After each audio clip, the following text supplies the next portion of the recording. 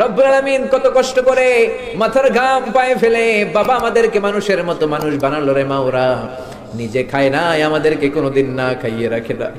বাবা নিজে পরে নাই, আমাদেরকে না পরিয়ে রাখে নাই। ঈদ আসলে নিজে নতুন জামা কিনে নাই, আমাদেরকে নতুন জামা না দিয়ে রাখে নাই। জানি না কোন ভাইয়ের বাবার কবরে, কোন ভাইয়ের মায়ের কবরে দাউ দাউ দাউ দাউ করে জাহান্নামের আগুন জ্বলে। জানি না কোন জনম দুঃখিনী মায়ের কবরটা দাউ দাউ করে জ্বলে। কত কষ্ট দিলাম দুঃখিনী মা, মার কলিজার মাঝখানটাতে লাথি মেরে দুনিয়ায় আসলাম। আমার মা অজ্ঞান হয়ে পড়ে রইল, আবার জ্ঞান ফেরার পর আমারে কোলে তুলে নেয়। সবাই বলল 10 মাসের কষ্ট এত তাড়াতাড়ি ভুললি কেমনে? আমার মা জবাবে বললেন, তোমরা বুঝবা না, যখন আমি আমার সন্তান কোলে লইছি, বুকে লইছি, চুমা খাইছি রে, 10 মাসের সব কষ্ট আমি 1 মিনিটে ভুলা ফালাইছি।